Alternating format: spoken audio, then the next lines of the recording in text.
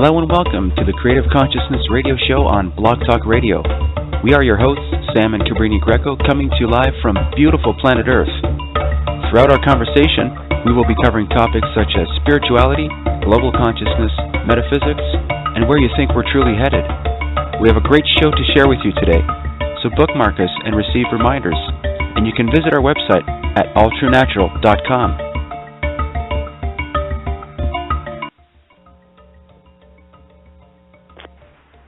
Well, hello and welcome to Creative Consciousness Radio Show. Big hello to everyone on planet Earth. Our intention for our show is to support individuals that are living a spiritually purposed life.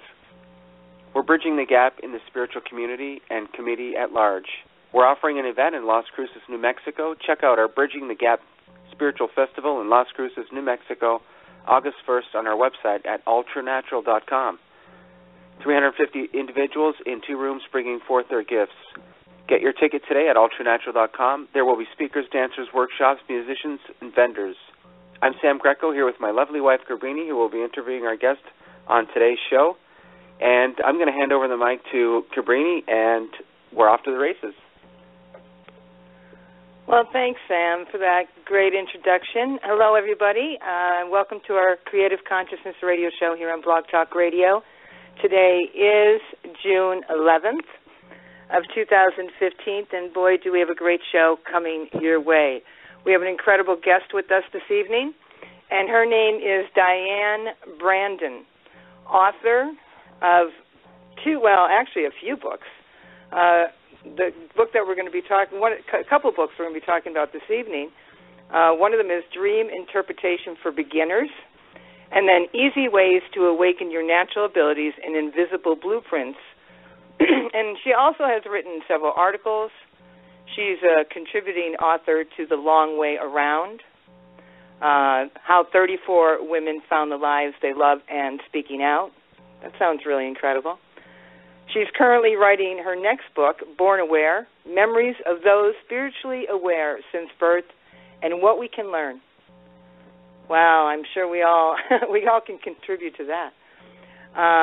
Spiritually aware since birth, Diane Brandon does profound facilitating and healing work as an integrative, intuitive counselor and specializes in essence readings, personal and spiritual growth, dream interpretation, meditation, regression, personal empowerment, and igniting others' inner potential and spiritual awareness. She focuses on life path and life purpose, relationships, career, children, passed on loved ones, and general life questions. She has the gift of knowing and sharing the higher meaning of what we are dealing with in our lives. Diane brings other modalities into her work, including dream interpretation, individualized guided meditations, regression, natural process healing, and customized exercises and affirmations. She's an expert on intuition. Meditation CDs are available, including A Journey Within Meditation, Natural Process Healing. She's also an actor, a singer, and a voiceover artist. Originally from New Orleans, Diane got her AB from Duke University, the University of North Carolina, and she also has experienced French studies in Geneva, Switzerland. Her 2 websites are www.dianebrandon.com, and then she has www.dianebrandon.net. And you can reach her by actually, emailing her direct at Diane@DianeBrandon. Wow, that is some resume, and we are so blessed and thrilled to have Diane with us this evening. Welcome, Diane. Welcome to our show. Well, thank you so much, Cabrini. It is wonderful to be here with you. It feels wonderful already.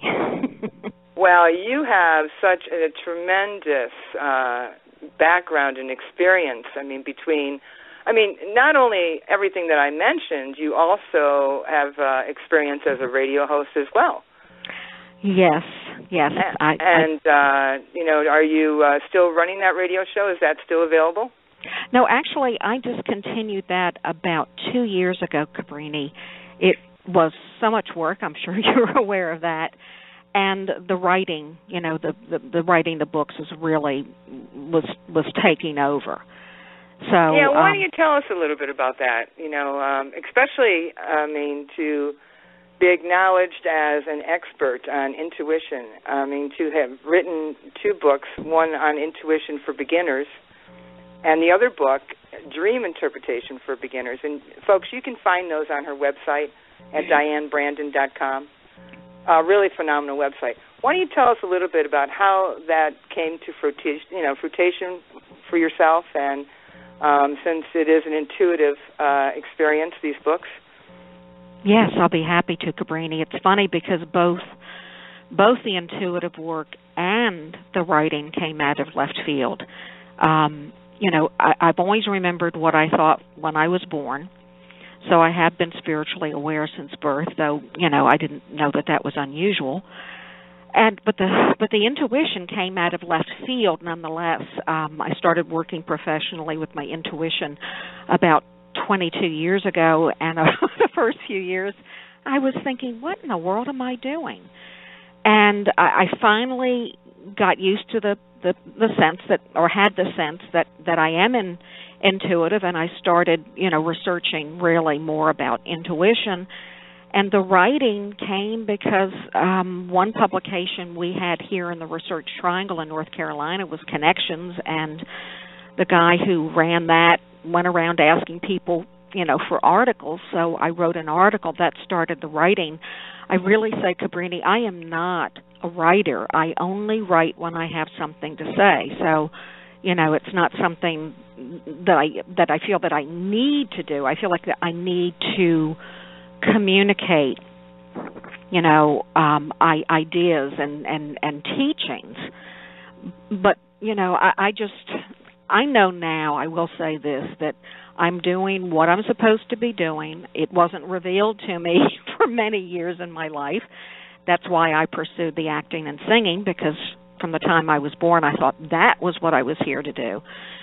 But now that I've been doing this work for as long as I've been doing it, I know that this is my path.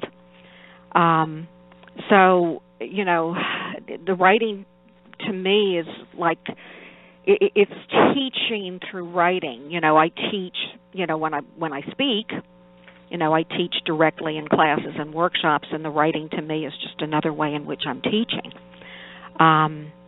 So, it all kind of happened organically, I guess. So would you say that, you say, the writing is a part of your experience, and would you say that your writing is intuitively guided? It's funny that you asked that, Cabrini, because just in the past 3 or 4 days, I've been realizing that, things just come to me. And I know that sometimes I'm trying to figure things out myself, and a lot of times things just come, they just flow, and I know that they're coming, from source. So yes, definitely there are times when it's intuitive, and there are other times when I am, using my left brain, figuring this out or trying to organize material. So I think, years ago, for centuries, people talked about artists being spoken to by the muse. The muse would give the inspiration, and the ideas. And I think that's probably true for all people who are creative, whether it's artistic creativity or whether it's creative thinking. Some of it, I feel, comes from within us. I have my own theory about the unconscious, but a lot of it comes from outside of us. And, if we're open, if we are receptive, oh yes, we'll get lots and lots of good stuff, and I am always grateful for it. Both of these topics, talking about intuition, and, you writing a book, Intuition for Beginners, and then also dream interpretation for beginners as well. It's just fascinating. I'm drawn completely to both subjects equally. And, one of the things we'll get back to the intuition, But let's just go ahead and talk about dream interpretation so people can better understand a little bit about what they're experiencing in their dreams, and maybe you can put some light on that for them. And can you tell us a little bit how dreams can benefit people in their lives, and just to begin with that? I'll be glad to, Cabrini. You know, I've actually been working with dreams for longer than with my intuition. I have always been fascinated by dreams, and I think it's because I love to sleep. When I'm sleeping, I'm not here. It's the closest I can come to, you know, being on the other side. So I've always loved to sleep, and I've always loved to figure things out. So that's how I started working with dreams. But over the years, as I've delved into dreams more and more, I have found that they can give us wonderful benefits. I think a lot of people are curious about their dreams almost more as, you know, entertainment, or they consider their dreams to be an oddity. But dreams can really benefit us in so many different ways. My intuitive work is really geared around facilitating others' unfolding and growth, in addition to, you know, some of the spiritual aspects. And a lot of people don't realize that you can use your dreams as a tool in your life for unfolding and for personal growth, even, you know, working on old issues. You can use dreams, you can get insights through your dreams for your life. You can, there's a huge spiritual aspect of dreams. Some dreams in and of themselves are just spiritual in nature. Some dreams are actually solving problems for us. And we can use our dreams for self-awareness and also for health and for healing. So, you know, the more I've studied dreams, the richer I have discovered that they are. They are incredibly rich. You know, we humans like to do simple little sound bites and put things into a box and make them, you know, have them be one-dimensional to be understood. But dreams, I really encourage people to respect dreams for their complexity and for all the many different gifts they can give us in different areas of our lives. They can even give us insight into other people, you know, in our lives. So, and I also feel in working with dreams, it's best to approach each dream as its own sort of little event. So, you know, that's just a little taste of what dreams can give us. Well, I've had firsthand experience with what you're talking about, and I'm kind of the same type of person that you are. I can really relate to loving to sleep, you know, and then there's other times where I'm wide awake. But, you know, what I found is that there's been very significant dreams that I can remember, and I'm sure many of our listeners have that dream that they wake up and, you know, if they think about it long enough, they have that memory. Mm-hmm. And then there's those dreams that, you know, like you wake up exhausted. And, you know, you don't remember. Why do you think that is? You know, I'll preface this and say I haven't done a lot of research on this, Cabrini. I haven't had many clients ask me about that, but I've had my own personal experiences with it. And this actually dates back to the 70s when I was living in a house that was haunted, not because I planned to, but you know, it just kind of happened.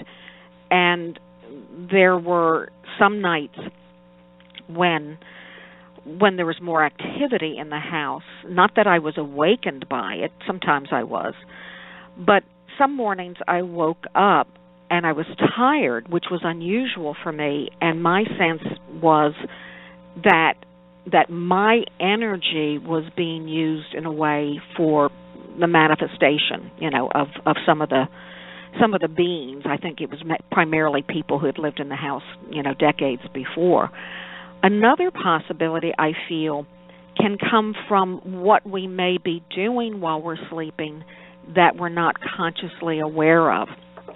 And that has to do with the deeper levels of sleep, the really deep levels, like when we're in delta. And usually we don't bring back a conscious awareness of what was going on in that level. Some people have brought back an awareness. A lot of people say that when we're deeply asleep is when we're being worked with spiritually and perhaps even taught. Sometimes we're being taken to other places, whether it's, in this dimension, whether it's in another dimension, whether it's on the other side. I know some people, and I have some dreams in the book from people who are aware of being taken to places. Jamel Suzanne has a dream in the book about that, and I do have permission to use her name.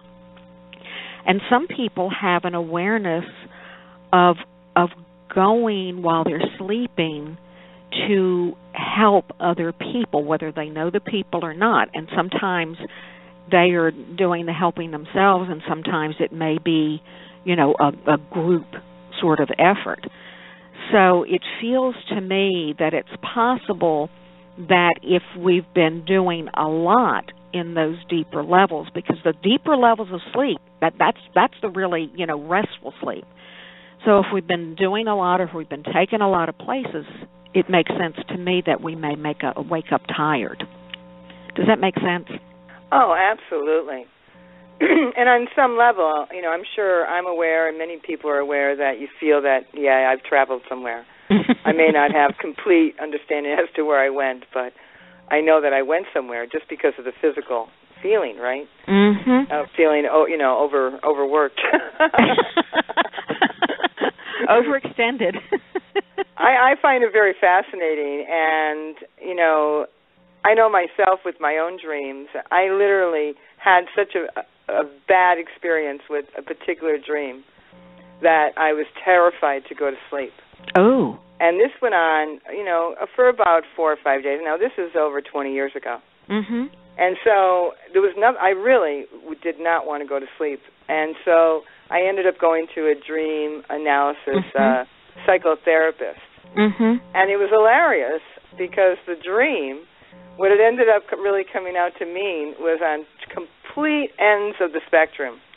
And it really took a professional for me to work with. Because I'll tell you right now, coming from the place that I was in, with all true awareness as I could be at that moment, I would never have been able to get to what I needed to know about that particular dream without the help of a professional. Yes. And I'll tell you, I have nothing but respect for the work that you do. And can you tell us a little bit how you actually do that work with dream interpretation with your clients? Certainly. For some reason, I can't tell you why, Cabrini, I've always been plugged into meaning. And even if it's, meaning of symbols and symbolic meaning. And when I was an undergrad, my freshman year, I had my English class was at 8:00, and first class of the day, and I tended to oversleep.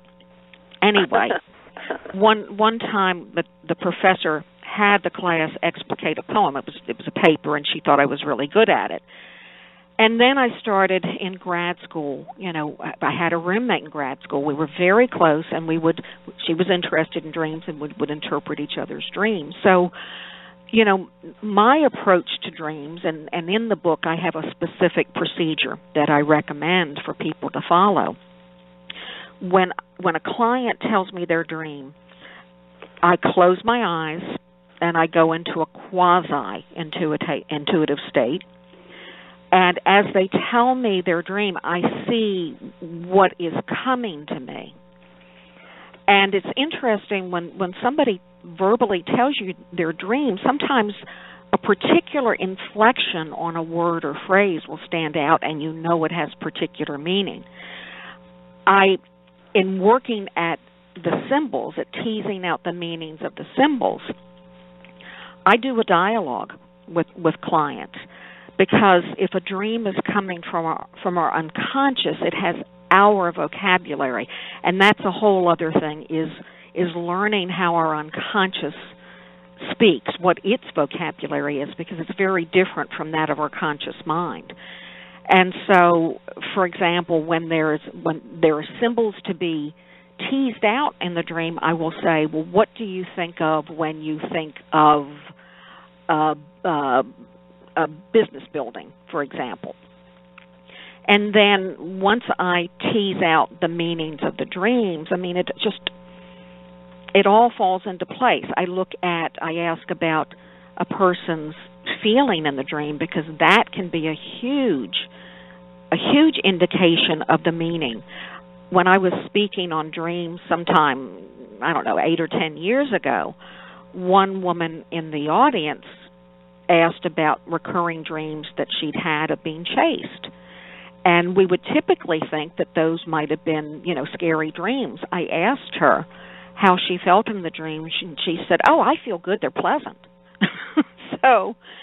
So you always have to check in and make sure that you're on the same page with how the person felt, at different parts of the dream and even when they woke up.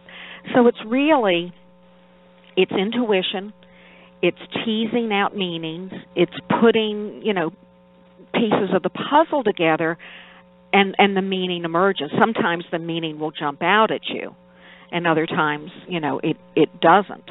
And even a very short dream, Cabrini, can have significant meaning and can also have different symbols in it. So, it's a combination, I think, of an intuitive process combined with, with some deductive reasoning, with, teasing things out. It's all over the place, but I don't know why. I have always been oriented towards meaning, and I don't know why the unconscious, feels easy to me, with dreams, but it has. So I wish I had the answer to that one. I don't have that one yet. Well, can you share a little bit, perhaps an experience that you've had that you feel comfortable in sharing with a dream, and how that worked out in a meaning for you? Just to show the elaborateness of what dreams actually can represent, because I truly understand that the language of the subconscious mind is really in symbols and color, and it's very fluid. It doesn't really speak English. No, it doesn't. Because it's a universal type experience. It doesn't have to use the language of French or German or English. No, and it loves visual images, and it loves puns and plays on words, and it's a totally different thing.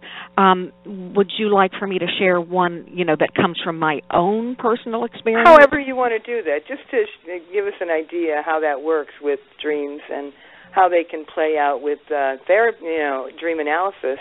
With sure. A guided individual, how that can work out for someone, because I found from my own personal experience it was a big leap from here to there.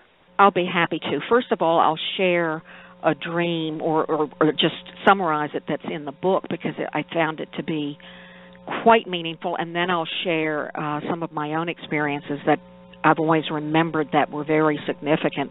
The dream in the book is from somebody I know, and she's anonymous in the book, so I won't share her name. And it took place, I believe it was in the 70s, in the basement of her home.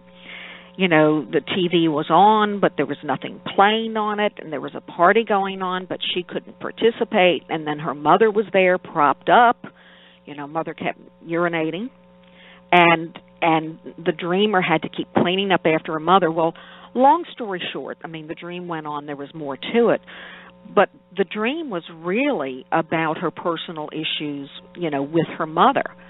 And it was followed by a dream right after that of being in this icy river and swimming with her sister behind her and a cousin even further behind. That was like progress, but her first dream really had to do with her personal process. It was in the basement. It took place in the basement. So it was the dreamer's unconscious. and it was talking about her issues with her mother, her progress in working on them, because she'd been working on them for years. And the second dream was actually showing or indicating that she was further along in the process from having been affected by her mother than her sister was. So, and that pair of dreams is in the book, and it just, to me, illustrates beautifully how a dream can be expressing our personal process. Now, dreams can also work out personal issues. The dreams of mine that I want to share with you took place when I was in grad school. I've always remembered them because they combined, different aspects. In the middle of the night, I was sound asleep, and I heard a voice to my right call my name. And I tried to turn. I mean, there was no space for anybody to be there because a piece of furniture was there. Long story short, in trying to get up, to figure out who had called my name, I apparently went out of body. I'd never consciously had an out-of-body experience before. And, simultaneously I'm over by, the door trying to turn the light switch. Then I think of using the phone, which was in my roommate's room. All of a sudden I'm in the roommate's room. I realize I'm out of body, slammed back into my body, and woke up and was a little scared, a little freaked out, went back to bed, went back to sleep. And later that same night, I had a dream in which I was in this old house with some elderly ladies, and for some reason I was telling them about that experience earlier in the night. And of course I know, the ladies were guides, and they said, well, and I even said, and I don't know that I'd remembered it consciously before that second dream, I said, well, 2 weeks ago I even had this dream that told me that presaged this, that something would happen, on the full moon. I find that interesting because at that point in my life I wasn't paying attention to phases of the moon. So the women in the house said, well, this was a test. And I woke up and I thought for years that I'd flunked the test. But I've realized that really shifted some things in my life, because even though, I've been spiritually aware since I was born, and my interest in metaphysical topics had primarily been cognitive. I'd been reading about things. So this was the first time I had an experiential thing happen. And I think there must have been some sort of realization that maybe going out of body was not my thing. I just want to be on the other side. I don't want to go out of body here. And I think it somehow made me readier for all the things I've done since then, with meditation, with regression, and certainly even to opening up to the fact that I'm apparently intuitive. So, interesting experiences. Those are two that stand out. The dream in the book, and my pair of them. Talk a little bit, because both of your books, it's really about using your intuition. And what do you think, Diane? Do you think that everybody's intuitive? Yes, I really do, Cabrini. For some people, it may be lying there, as a potential, and in other people it may be closer to the surface. But I started teaching people intuitive skills back in 96. I've done a corporate seminar on it. I've never had anybody not be able to get information. So yes, I feel that everybody has that potential. So for those individuals that you wrote this book for, especially about your intuition and your dream interpretation, utilizing the intuition, can you share perhaps maybe a little niblet from your book about how does one person even recognize intuition? within themselves? Like, where would they begin, listening to their, acknowledging their intuition, and perhaps even using their intuition with their dreams? Where would they begin with that? Well, I personally feel, Cabrini, that probably a good place to start with intuition is to understand, first of all, what it is and what it isn't. Because I know that before I started working with mine, my concept of what intuition was like this tiny sliver of what it really is. Because, intuition is really being spoken to or getting information in ways other than just using our five senses, or anything that's more pragmatic, so to speak. I thought you had to actually get images, if you were intuitive or psychic. That's not true, because different people will experience their intuition in different ways. A lot of mine comes in the form of an impression. Sometimes I get visual images. I feel things kinesthetically at times. Sometimes I get things in my body, or sometimes I will get words or phrases. So the first step, I feel, is really to open up yourself to the possibility that your intuition is speaking to you in more than just one way, that it doesn't have to be seeing things or a visual image. The second thing I feel, Cabrini, is to pay attention to what comes to you, because I think most people have spontaneous experiences with their intuition. They get a gut feeling about something, or something tells them to do something. But then what you really have to do, I feel, is to go from having your intuition speak to you spontaneously to learning how to access it on demand. And one thing I am very big on, some people might say I make too much out of this, I'm very big on accessing information that is pure and is not contaminated or affected by our personal stuff. And by personal stuff, I know you know what I mean. It's our wishes, our fears, it's our beliefs, it's our mindsets, it's our old tapes. And all that fun stuff. all that fun old human stuff. And so, I actually teach people, how to do that. So it's kind of, I feel that it's important to do each of those, not by themselves, to really start to open up to it.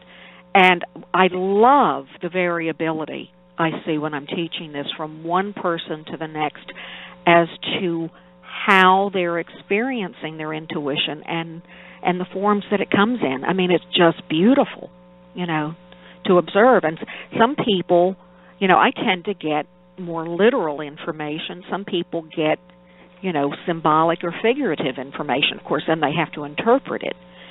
So this is a beautifully complex little thing, I think. Yeah, and what I liked what you just said was the uniqueness that you really like working with each individual, because the storyline is unique, right, to each individual. Absolutely.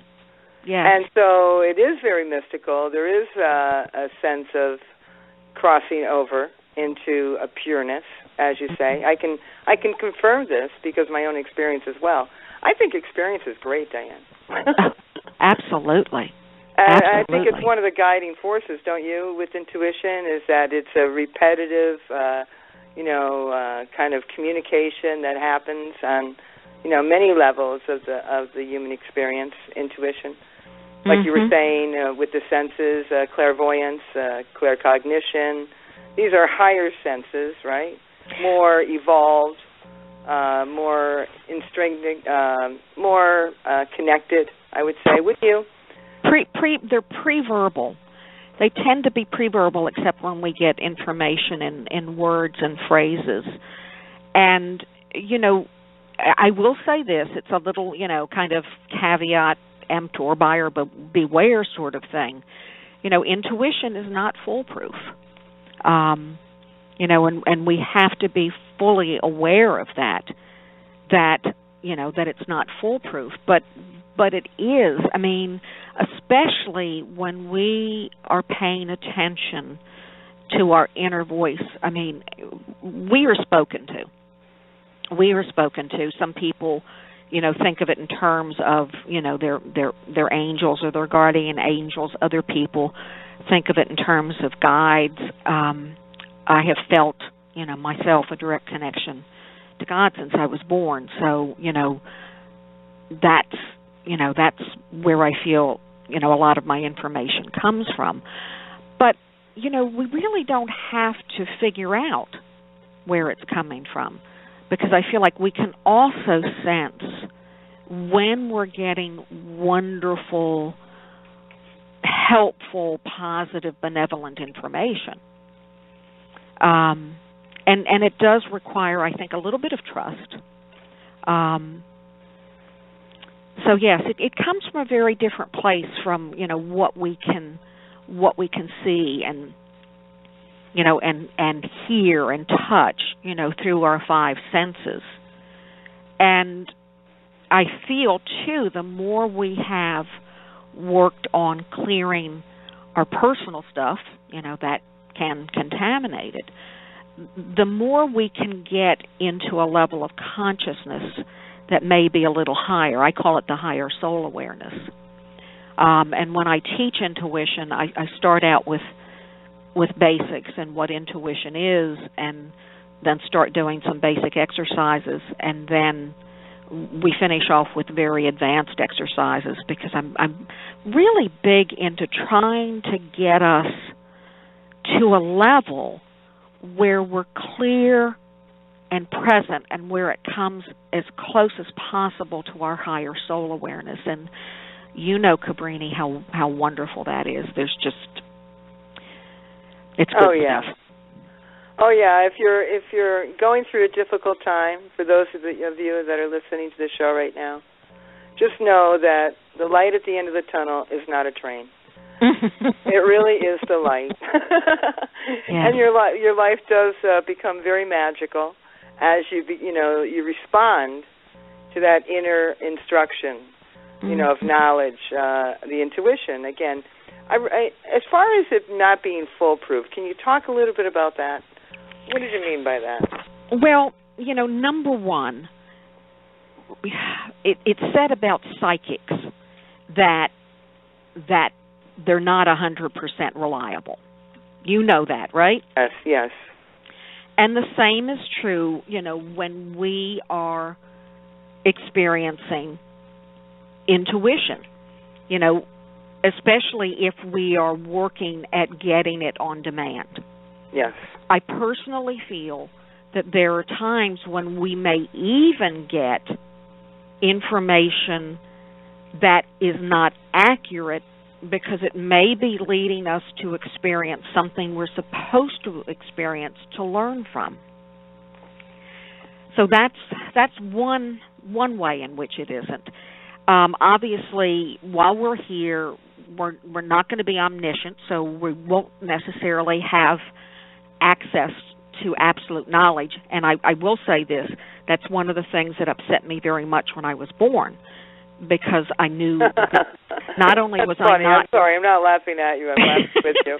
Yeah, I knew I wasn't with God, and I didn't like that, kind of resented it. And I knew that while I was here, I didn't have absolute knowledge, and I resented that. And I knew I had to be here. But yeah, while we're here, we were not going to have absolute knowledge. So this means, theoretically, we could say we should be able to get intuitive information about anything. But no, we can't have that absolute knowledge while we're here. Sometimes an error can come in how we interpret information, if it's not literal. And, of course, the other biggie is separating out the true intuitive information from our personal stuff. If there's something we really, really want, we may not be able to get accurate information. I've come up with some advanced exercises that are designed to help us bypass our stuff, but it is not 100%. It would be nice if it were. Yeah. Well, I think it goes, really, it's really an individual experience. Mm-hmm. And that everyone, from my perspective here, and, I think that you're in agreement with this, Diane, has their own kind of tone. Mm-hmm. And, when they do tune in more and more, they begin to learn how to actually work with that intuition and know when it is really, truly in the sync, of that expansive, infinite, expression of love, and when it isn't. Yeah. I find that there's a lot of things that can happen with intuition. We can be led in a direction that, it's very important with intuition is not to depend on outcomes. That's one of the things that, it's like, listen, respond, but don't, start, writing a story about how it's going to, end up, because we find ourselves in our own life that, boy, there's so much involved with living with, people. Oh, yes, and I feel like that is an extremely important point, Cabrini, not to be attached to the outcomes. Yeah, and let it all happen. And anyone that's really interested in dream interpretation or using your intuition, don't you think it's a practice, Diane? I do. I do feel both with intuition and dream interpretation. The more you practice, the better you will get with it. And with both of them, too, I was going to say this about intuition, but no, I think it's also true with dream interpretation. If you are spiritual and if you are spiritually oriented, the more you allow yourself to go to those higher levels and trust that this is a benevolent universe, trust that all is in divine order, then I feel like that also helps, with both of those, if that makes sense. Oh, absolutely.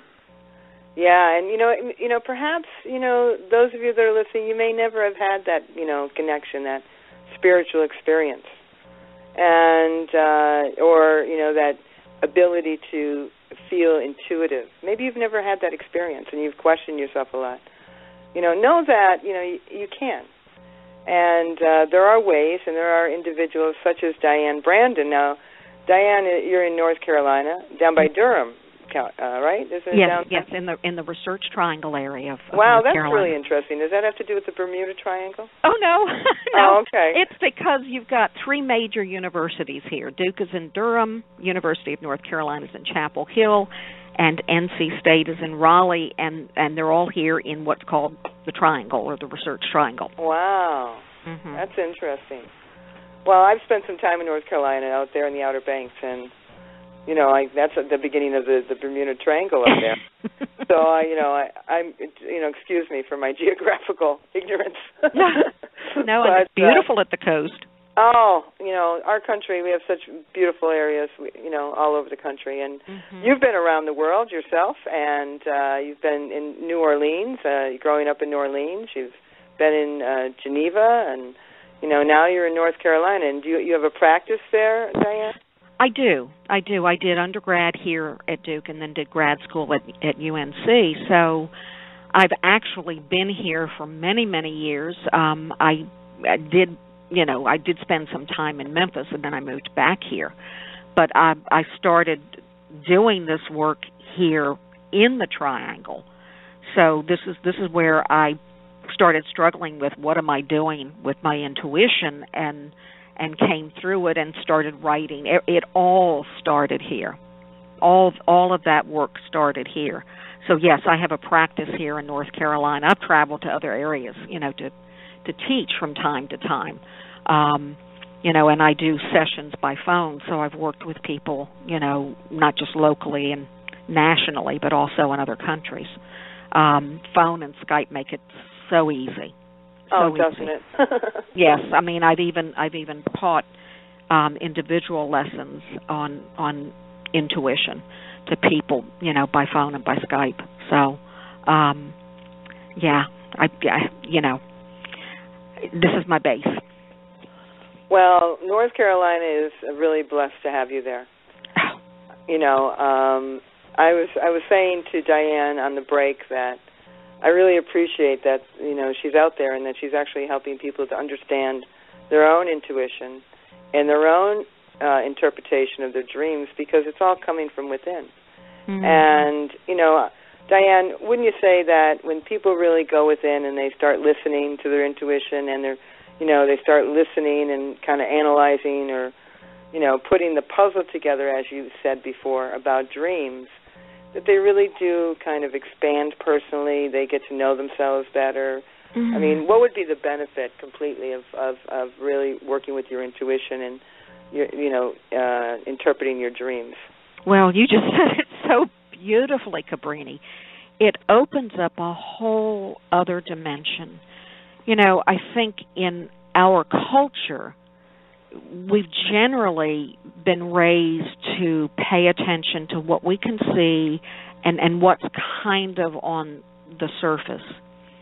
And when we start developing our intuition, when we start paying attention to our dreams, it introduces us to our unconscious, to our subconscious and our unconscious. And, of course, I know Cabrini, that's most of who we are, in a lifetime. True. Our conscious awareness is just the tip of the iceberg. So it expands us. It expands our sense of who we are. We start to understand ourselves better, the fuller sense of who we are. And then when we go within with meditation, that allows us to connect spiritually with higher levels. So it's interesting that by exploring what lies a little deeper in our unconscious via dreams and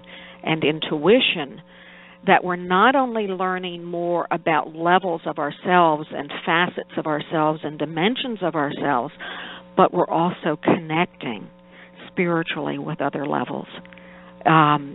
It is an absolutely beautiful thing, and I love this stuff. And that's why Diane Brandon is on our show today. It's about living your passion. And, the work that Diane's doing is really making a difference there in, individuals' lives, because they're expanding. I mean, this is really what it's about, don't you think, Diane? Any type of modality. I mean, you have such an extensive, background and experience in so many different modalities. Don't you really feel that the whole purpose of awakening is really truly about the experience of well-being and, having that sense of knowing of who you are? I mean, that's the premise behind all the work, isn't it?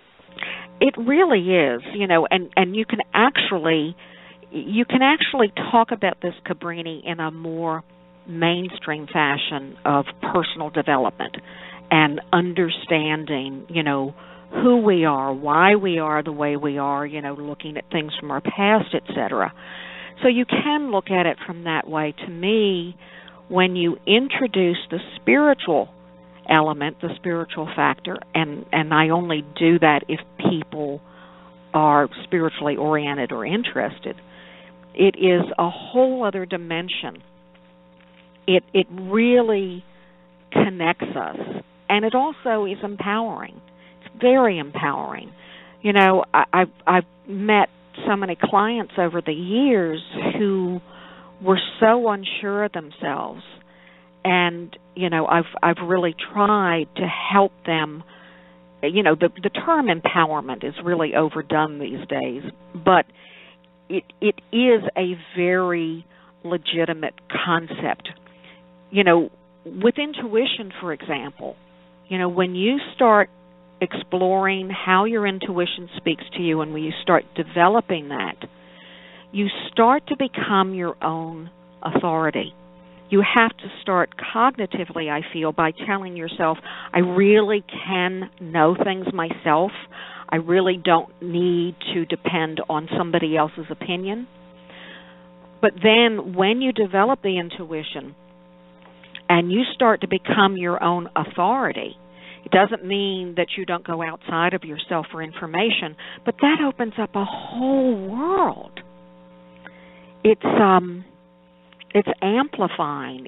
It makes you fuller. It makes you more relaxed with yourself, more confident. You start to see more possibilities for yourself. It has a huge effect. And of course, you know, Cabrini, and here I'm going to wax, you know, whatever, that we have so many problems in our world. So if each person started to understand him or herself more, started to meditate, started to feel less anxiety, started to feel less frustration, you know, the world, we would really see, you know, a more positive world and how people treated each other. So I think a lot of us know that the time externally in the world at present is really asking us to do the work we need to do, not just on ourselves. I mean, yes, we have to do it on ourselves, of course, but also if we work with other people, that's how we can start to make some positive changes. And I don't want to get on my soapbox. My radio show was on green topics the last 5 years, so I get wonderful, good. Yeah, so this is hugely important to me. But you know, a lot of us came in to do certain things, and I started getting the message 2 years ago. You know, that it was getting more important for people to start doing whatever they came in to do. So I'm going to get off my soapbox now. I think it's great. Your soapbox is just wonderful. You stay there as long as you want. You're kind, Cabrini. Let me ask you, Diane, do you have to be spiritual, you know, in order to be intuitive or to even use intuition? Absolutely not, because it is a faculty. You do not have to be spiritual, nor do you have to be ethical.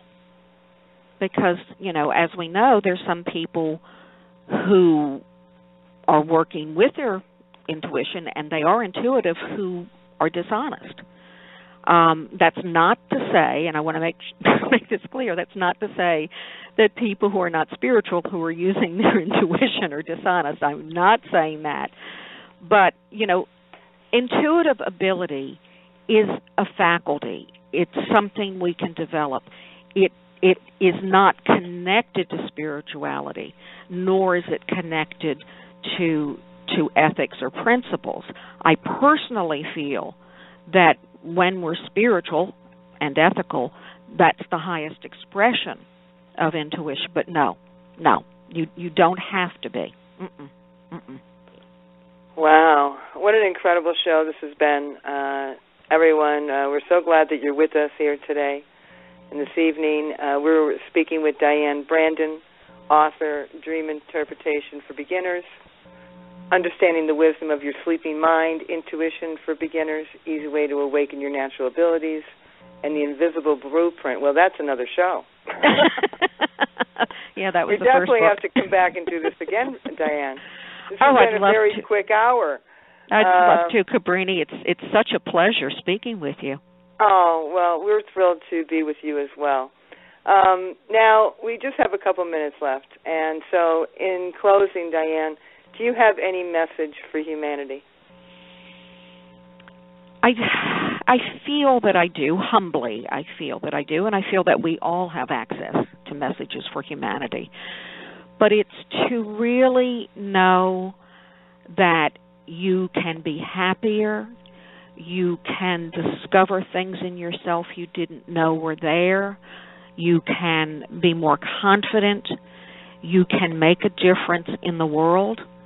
And all you need to do is take the first step, whatever that step is. That first step will vary from person to person. Pay attention to your gut. Pay attention to how you're led. Trust that everything happens for a reason and allow yourself just to take a step towards whatever you're led to. Yes. Well, that is absolutely beautiful, and thank you so much for that message. I think the information that you brought forth today is impacting, and I think that the work that you do is very impacting as well, and it's a great service to humanity. So thank you so much for listening to your dreams and responding. I think it's just incredible. Like, to me, you're living your dream through the dream world. It's really phenomenal. Thank you so much for being here. Yes. Folks, we're really happy that you've joined us this evening. We'll be back here again on Tuesday evening. We're on Tuesdays and Thursdays from 7 to 8, and 2 Sundays every month, 10 a.m. Eastern Standard Time. Read more about our Bridging the Gap Spiritual Festival, which will be held August 1st on our website at alltruenatural.com. And also you can reach us at oneheart.oneloveonespirit.org. Much love, everyone. Much blessings, and have a great evening. Good night.